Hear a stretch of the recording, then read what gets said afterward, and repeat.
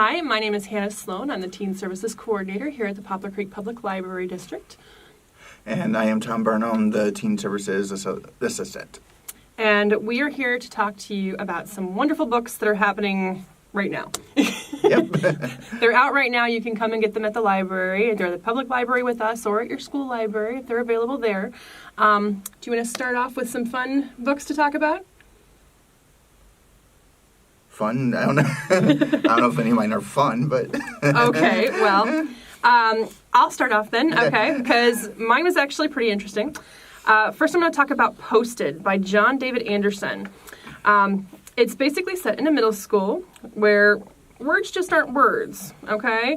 They can be weapons at this middle school, but they can also be gifts. The right words win you friends and make you enemies. They can also come back to haunt you. Sometimes they can change things forever. The school is filled with bullies right now. Everybody is using their cell phones to cause all kinds of damage with their words.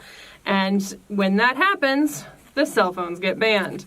When the cell phones are banned at Branton Middle School, Frost and his friends, Dee Dee, Wolf, and Bench, all nicknames by the way, come up with a new way to talk to each other. They leave sticky notes for each other all around the school. This catches on. So everybody in the school is now using Post-it notes to stick up on everybody's locker, all the way around the school, on water fountains, in bathroom stalls. Some of them are good, some of them are not. A new girl is at school as well. Rose arrives at school at the same time that all of the Post-it notes start. And Rose is not like anyone else at Branton Middle School, okay? She kind of insinuates herself into Frost and all of his friends, basically causing Bench to go away from the group. Bench is now hanging out with more of the popular kids, whereas the rest of the three boys are hanging out with Rose, playing Dungeons and Dragons and hanging out after school. When the bullying gets to a peak, Rose ends up having to challenge a bully to the gauntlet. The gauntlet is how all battles are waged in middle school. It starts at the top of the hill where there are trees as all kinds of brush and things go all the way down the hillside, and you have to make it down on your bike without falling off. Only 5 people in the history of Branton Middle School have ever made it to the bottom without getting hurt or falling off the bike. And Rose has just challenged somebody to this duel.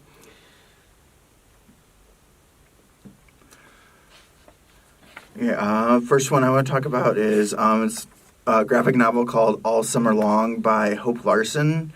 Bina and her best friend Austin have always done everything together, especially the summers after school ends. But now the summer after 7th grade is going to be different because Austin's heading off to summer camp. And he's been acting a little weird lately, and Bina doesn't know really why he's acting weird. Bina just kind of fills most of her time like watching TV, playing the guitar, trying to just fill that void until Austin comes home. At one point, she locks herself out of her house and kind of breaks into Austin's house to get the spare key that she knows they have, and discovers that Austin's sister, Charlie, loves music just as much as she does. So they start hanging out, kind of filling in the time until Austin comes back. After Austin comes back from soccer camp, he seems even weirder than he did when school ended. Are Austin and Bina still meant to be friends until, or continue to remain friends, or will their friendship kind of grow, or will they kind of grow apart now that they're growing up? Okay. Next, I'm going to talk about The Iron Trial. It's the first book in the Magisterium series by Holly Black and Cassandra Clare. This one came out a little while ago, so some of you may have heard it already. But the last book finally came out. Yay. Most people would do anything to get into the Magisterium, the underground school for magicians, where they learn earth, air, fire, water, and chaos magic. But they have to pass the Iron Trial first. Colum Hunt is not one of those people that want to go to this school. He's been told his whole life that he should never trust a magician, and so he tries his best to do his worst at the test. But he fails at failing. Now he must enter the Magisterium, and it's a place that both is sensational and sinister at the same time. Call realizes it has dark ties to his past and a twisty path to his future, and not everything is always as it seems at the Magisterium, and not all of the food seems like it would be edible either, but it is. Next one I want to talk about is titled See You in the Cosmos by Jack Chang. 11-year-old Alex lives with his mom and his dog Carl Sagan, who is named after the astronaut. His brother Ronnie lives and works in L.A. Alex and his dog are heading to a SHARF, SHARF, rocket conference in New Mexico. And he's already bought his ticket, so he's just going by himself. His mom kind of doesn't really care that he's going. The reason he wants to go is that he wants to launch a golden iPod into space, that he's recorded like how life is on Earth here. And so he wants the people, the aliens or whoever's out there to know what life is like on Earth.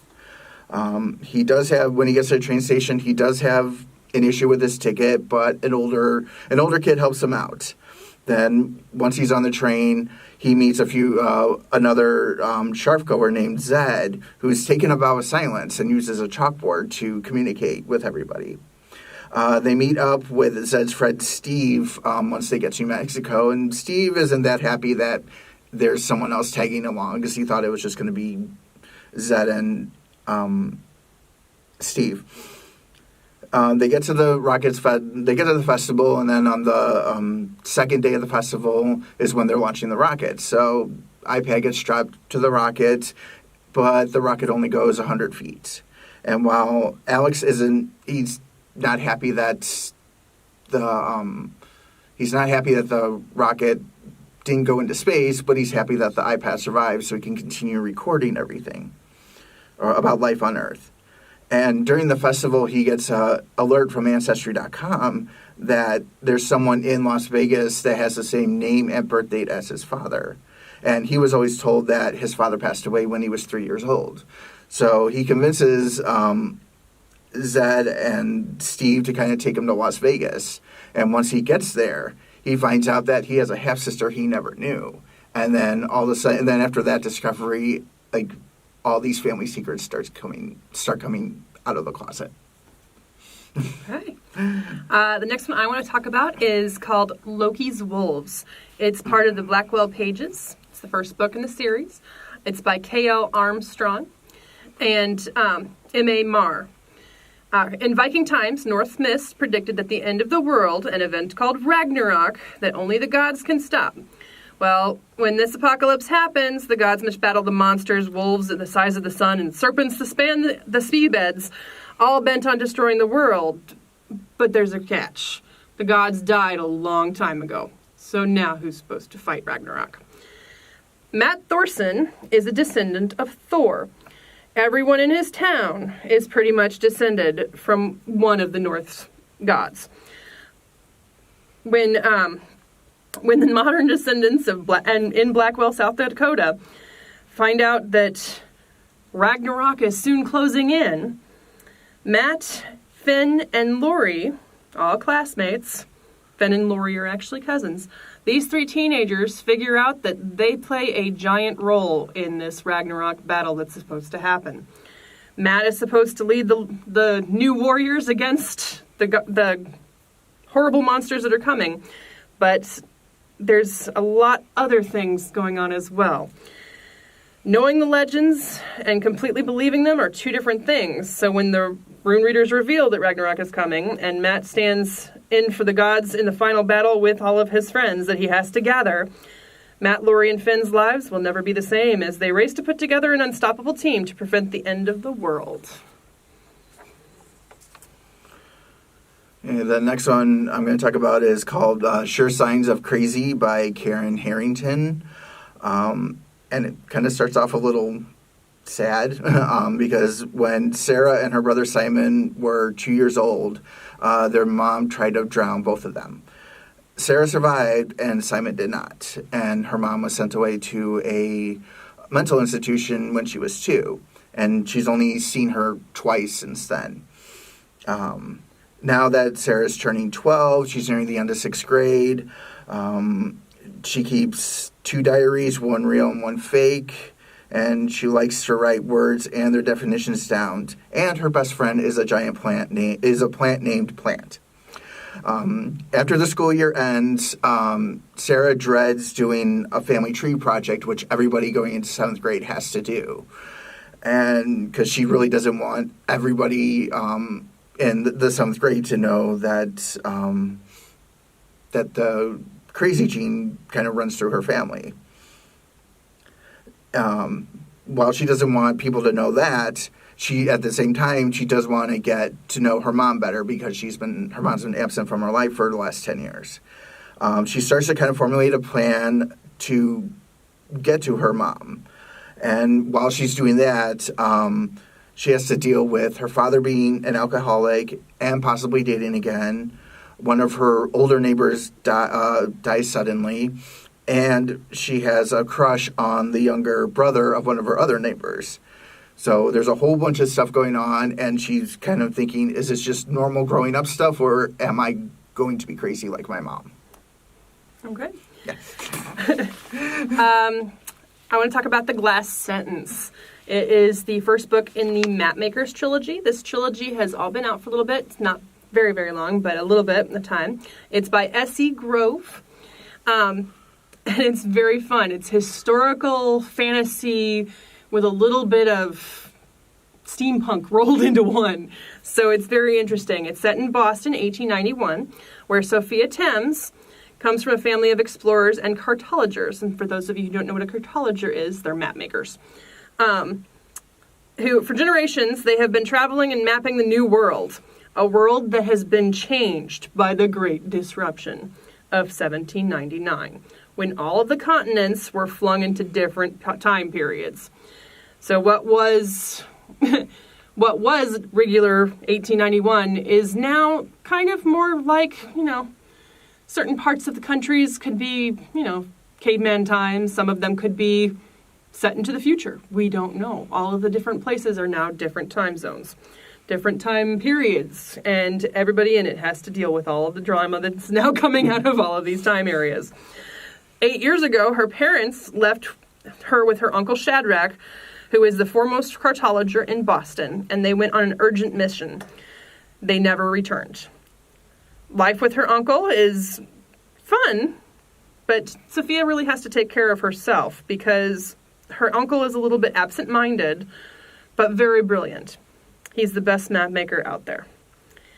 Then Shadrach gets kidnapped, and Sophia, who has never really been outside of Boston, is the only one that can find him. Together with a refugee from the West named Theo, who she saved while he was dressed as a bird, go figure. These two travel on the path that Shadrach took, using Shadrach's maps and her common sense and her own slantwise powers of observation to try to track him down. But as they try to save him, they're in danger of basically losing their own space, their own personality, their own everything, because there are a lot of dangers that lie ahead. Next one I'm going to talk about is titled, Well, That Was Awkward by Rachel Vale. And the whole book was awkward as I was reading it. I felt like I was back in middle school, actually. And it's been a while for me. So, it all happened one day on a quest trip. They went to hear a concert at a cathedral. Everybody's just looking around the cathedral, and they're talking about peacocks mating for life. AJ looks at Gracie, and then her cheeks become flushed. She can't breathe. She can't really walk or talk normally. She doesn't know what's going on with her, but at the end of the day, it just felt really good. That night, Riley texts Gracie asking if she likes AJ. Riley then tells her that she might like him and Sienna might like him too. Riley asks Gracie to find out who AJ likes, and Gracie agrees. the next day, Gracie kind of finds it hard to get AJ alone, so she goes a different route and asks his best friend Emmett, like during gym class, and who AJ likes. And Emmett thinks it's her, but she goes, "No, it's not me." But she can't really say who it is. Later that day, Emmett texts Gracie saying that it's Sienna who AJ likes. Next day, Gracie gets to school early so she can let Riley know, because it's one of those things you kind of want to say in person and not over a text. And when she tells Riley that it's Sienna that AJ likes, Riley just kind of goes off on her. And then Sienna is just kind of like, don't worry about her, just let her cool off. They end up going to a pet shop because Gracie likes tortoises, but she's not allowed to have one as a pet. So she kind of gets that, like, ooh, I want that tortoise kind of thing. So that cheers her up. Later on, they're making cupcakes at Gracie's place, and AJ checks Sienna. Sienna convinces Gracie to text as her, which leads to complications later on. It goes on for a bit, and then at Gracie's birthday party, she tries talking to AJ using parts of the text that she sent as Sienna, but AJ has this like blank look on his face, like he has no clue what she's talking about. So, and it just makes everything really, really awkward between everybody. Okay, then. Yeah. All right, I want to talk to you about The Best Kind of Magic. It's the first book in the Windy City Magic series. It's actually set here in Chicago. It's by Crystal Sestari. And I wanted to tell you first, before I start talking about this book, that this author is actually coming to our library on October 12th, 2019, from 2 to 4. And she's going to be here to talk to anybody who wants to talk about, like, writing in general or her books in general. It's all good. But she is coming up here if you would like to go ahead and meet her. The Best Kind of Magic is about a girl named Amber Sand. The Sand family has been witches for as long as anybody can remember, and they are highly magical people. But Amber never really got that gene. It kind of leapfrogged over her when they were handing out genes as she was coming out, and didn't really work for her at all. She instead is a matchmaker. She can see true love. And this has been a hard thing for her to deal with, because a lot of the people in the Wiccan community kind of poo-poo matchmakers, because they are one of the low men on the totem pole kind of thing. But Amber works with her mother at the magic shop, helping people find their true loves. The magic shop is Windy City Magic in downtown Chicago on the pier, and every time that she sits down with somebody, she can see their true love in their eyes. That person shows up. Well, for everyone except for her own. She can't look into her own eyes, so she can't ever tell who her true love is. But it's kind of hard to date when every time you look into a guy's eyes, you see the girl that he's going to end up with in the end.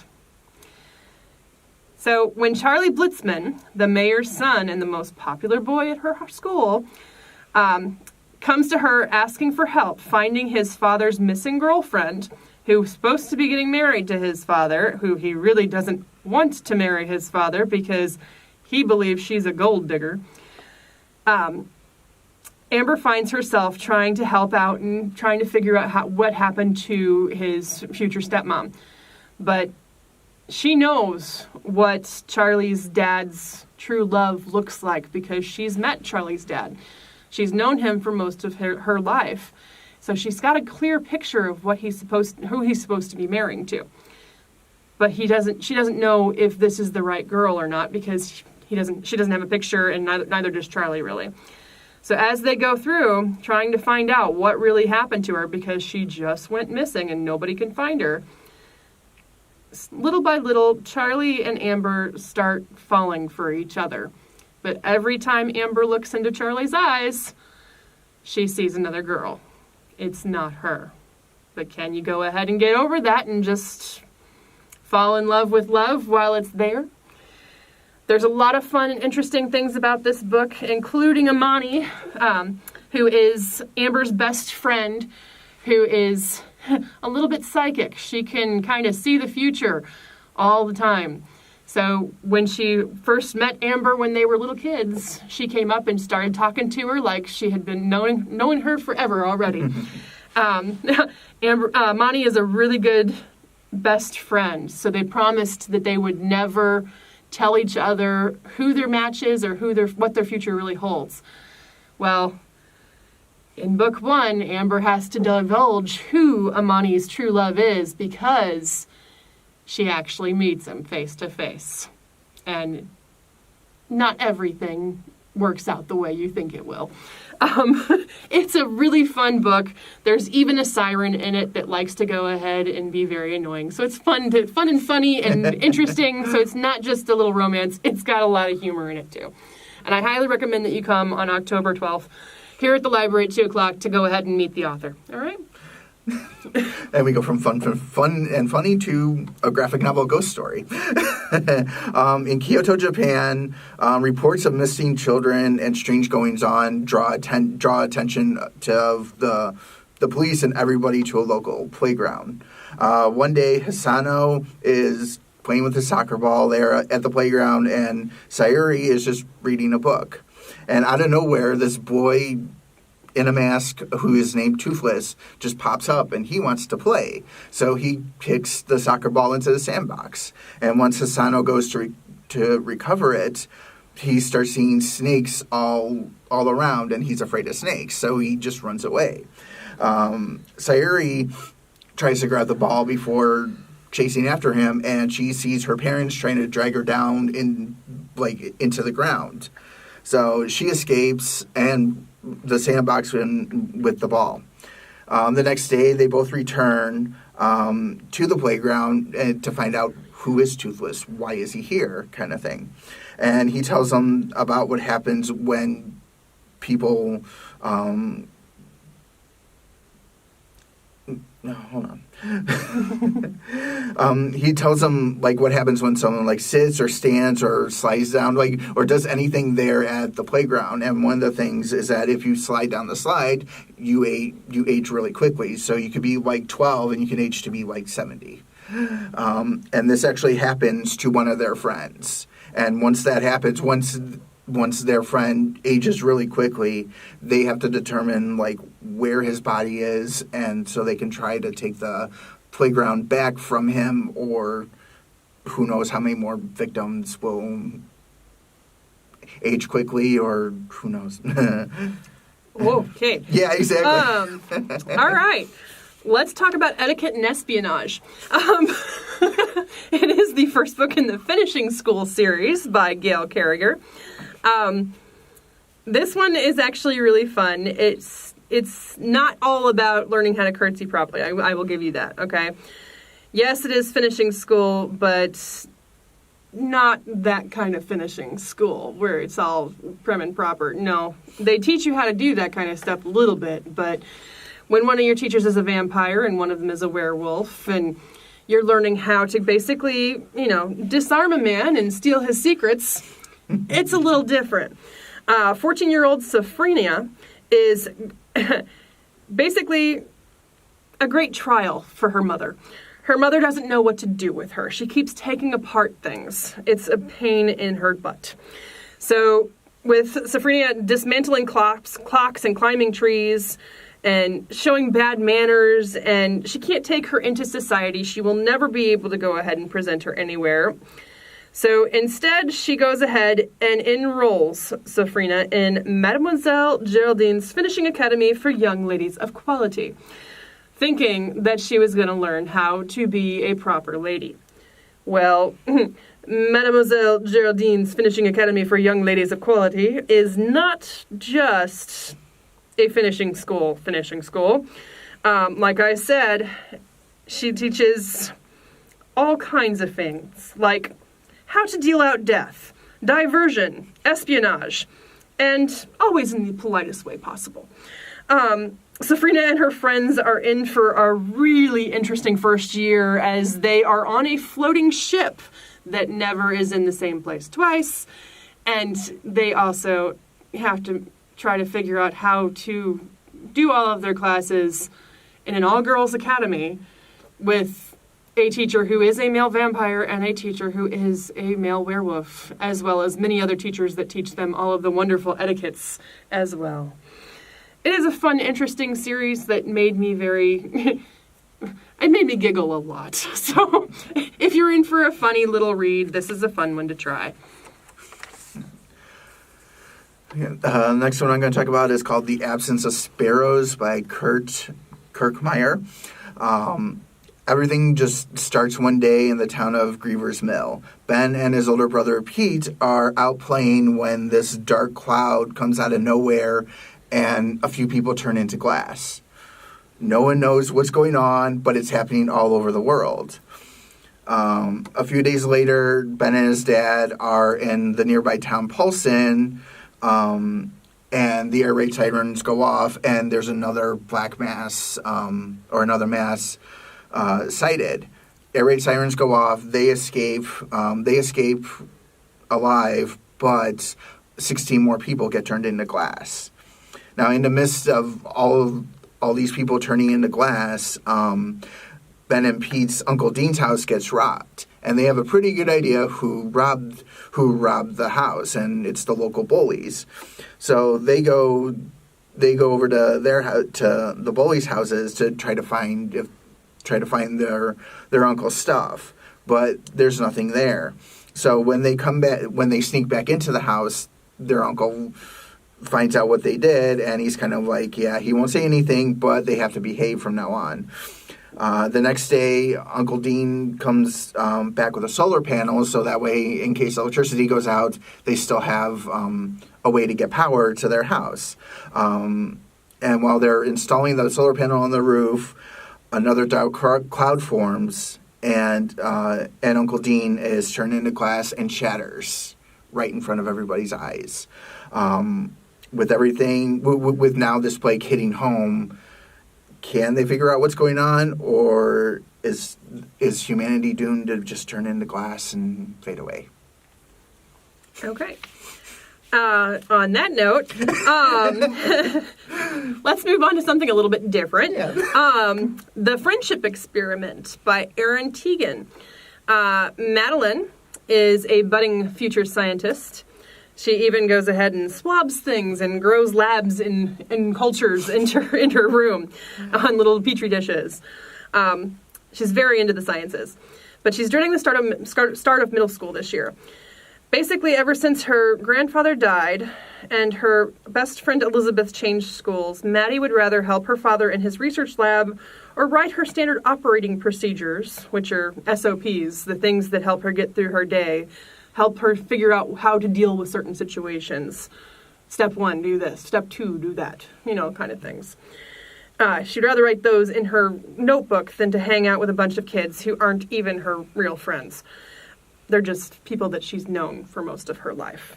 But despite her reluctance, some new friends start coming her way, including a new girl at school named Riley, who even went to space camp. They have a lot in common.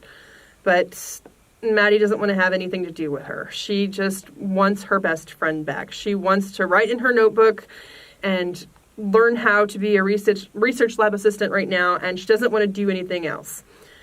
Well, she starts getting these new friends, and they start doing okay until they find her standard operating procedures that she wrote in her notebook. And a lot of them are about her new friends. And not in a good way. So basically, she is trying to get by and figuring out how everything in her life is going to work. Meanwhile, her big sister, Brooke, is having frequent nosebleeds because they have a blood disorder that all of the school knows about. So anytime they get a nosebleed, it could be the death of both of them. Both Brooke and her sister, Maddie, are basically being watched by the entire school because nobody wants them to die. Okay, The next book I want to talk about is called Focus by Alison Gerber. Clea has a lot of trouble focusing on her homework, and she's doing some of her homework when in the morning right before school starts. And then she gets hungry and goes down and gets breakfast, and then kind of totally forgets about her schoolwork, finishing up her homework, and forgetting her phone at home. When she gets to school, her best friend Red is waiting for her, wondering why she didn't reply to his text. And then she's like, "Oh wait, I left my phone at home." Throughout the school day, Clea gets called on to show on a math problem that she didn't finish because of not finishing her homework. She doesn't complete a Spanish quiz at all. She just writes her name down, and that's it. When she gets to chess club after school, that's when she can kind of calm down and focus. After her mom picks her up and her dad gets home, they ask her if doing chess club and her schoolwork is too much for her. And she tells them, no, it's fine. She can handle everything. The next day, Clea's English project is done on the wrong author, and her classmates kind of laugh at her because they did the right assignment and she did the wrong assignment. After school, when while they're at chess club, they're playing human chess, and they're nearing the end game of the match, and she just blurts out the answer or the last few moves to the dismay of all the other players. When she gets home from school, her parents are telling her that her teachers think that she might have ADD and they want her to get tested and tested and evaluated for it. The following Monday and Tuesday, she's taken for the ADHD testing. A few days later on Friday, she finds out the results and she does have ADHD. Her teachers are made aware, so like special conditions can be done in case she needs more time to complete an assignment, a quiz, a test. And she's going on medication. She has a different homework schedule now. But with all this going on, her friendship with Red is on the rocks because his dad and stepmom are having a baby and only a few people know about it. And then one day in the cafeteria during a fundraiser, she tries to defend him by telling everybody that. But it makes him even angrier with her. And now she's wondering, can she repair her friendship with Red and manage to control her ADHD, or is everything going to fall apart in her life? Okay. Let's talk about The Portal. It's the Tangled in Time series by Catherine Lasky. When her mom dies in a car accident, Rose is sent to live with her grandmother in another state. Her grandmother doesn't know who she is half the time, and the three evil girls who rule the school are making her life hard because of their jealousy over her fashion blog. But when Rose goes into her grandmother's greenhouse, she is transported back in time to when fashion was everything. 400 years in the past at Hatfield Place, the banished Princess Elizabeth, daughter of King Henry VIII, resides there. Rose becomes a servant to Elizabeth and soon discovers something else surprising, a locket with two mysterious images inside of it, both of them clues to her own past. Next book is When Friendship Followed Me Home by Paul Griffin. Ben loves to read, and he's been going to the local library for the last few years and gotten to know the librarian there.